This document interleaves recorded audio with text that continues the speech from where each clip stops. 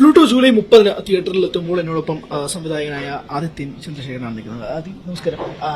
Pluto കഴിഞ്ഞ വർഷമാണ് shooting തുടങ്ങിയത് മനസ്സിലാക്കുന്നു. എന്താണ് ഓഫർ ചെയ്യാൻ പറ്റുന്നത്? കാരണം ഇതുപോലെ ഒരു ഏലിയൻ സൈഫൈ പടങ്ങളൊക്കെ നമ്മൾ കണ്ടിട്ടുണ്ട്. What's new?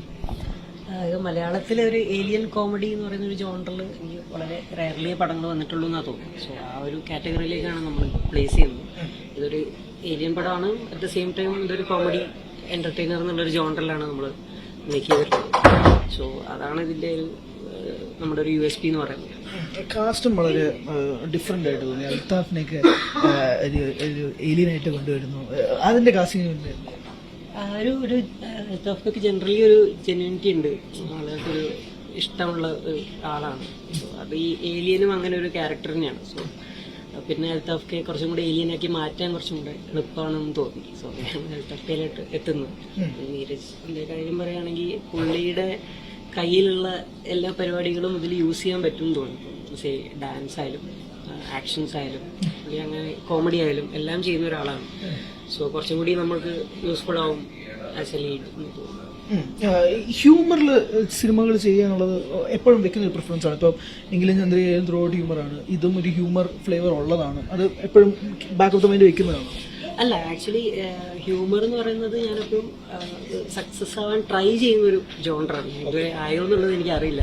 സോ അതുകൊണ്ടാണ് വീണ്ടും വീണ്ടും ഹ്യൂമർ പ്രിഫർ ചെയ്യുന്നത്. ഇപ്പം ഇമോഷൻ എന്നുള്ളൊരു ഇതാണെങ്കിൽ ആവറേജ് അമ്പിൾ ഞാൻ ചെയ്തിട്ടുണ്ട്.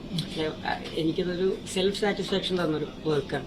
അതുപോലെ എനിക്ക് സെൽഫ് സാറ്റിസ്ഫാക്ടറി ആയൊരു ഹ്യൂമർ പടം ചെയ്യണമെന്നുണ്ട്. സോ അതിലോട്ട് എത്താൻ വേണ്ടിയിട്ടാണ് വീണ്ടും വീണ്ടും അത് ട്രൈ ചെയ്യുന്നത്. മസ്റ്റ് വെയിറ്റഡ് പ്രോജക്റ്റായിട്ട് നിൽക്കുന്ന ഇപ്പോഴും ആദ്യയുടെ പ്രൊഫൈലിൽ ഹുക്ക് ചെയ്ത് വെച്ചേക്കുന്ന ഒരു പോസ്റ്റുണ്ട്, മൾട്ടിവേഴ്സ് മന്മഥൻ. കഴിഞ്ഞ വർഷം ഫെബ്രുവരിയിൽ അനൗൺസ് ചെയ്തതാണ്. കുറേ നാളത്തെ പ്രൊഡക്ഷൻ വർക്ക്സ് ഒക്കെ സ്റ്റാർട്ട് ചെയ്തെന്ന് പറയുന്നു. ഇനി അപ്ഡേറ്റ്സ് ഇത് തന്നെയാണ്. ഒരുപാട് ഇപ്പോൾ പ്ലൂട്ടോ കമ്പയർ ചെയ്യുകയാണെങ്കിൽ അതിലൊരു 10 times ബിഗർ പടമാണ്.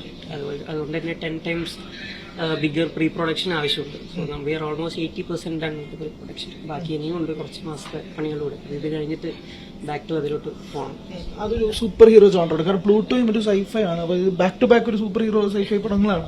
പ്ലൂട്ടോ സൈഫൈ ആണ്, മന്മഥൻ എൻറ്റയർലി ഡിഫറെൻ്റ് ഒരു പടമാണ്. കുറച്ചും കൂടി ഗ്രാൻഡർ ഡിമാൻഡ് ചെയ്യുന്ന പടമാണ്. സോ ഡിഫറൻസ് ഉണ്ട്, but at the same time രണ്ടും എനിക്ക് ഇങ്ങനത്തെ കാര്യങ്ങൾ കുറച്ച് എക്സൈറ്റിംഗ് ആയിട്ടുള്ള ഒരാളാണ്. സൈഫൈ കാര്യങ്ങളായാലും മൾട്ടിവേഴ്സ് അങ്ങനെയുള്ള പരിപാടികൾ.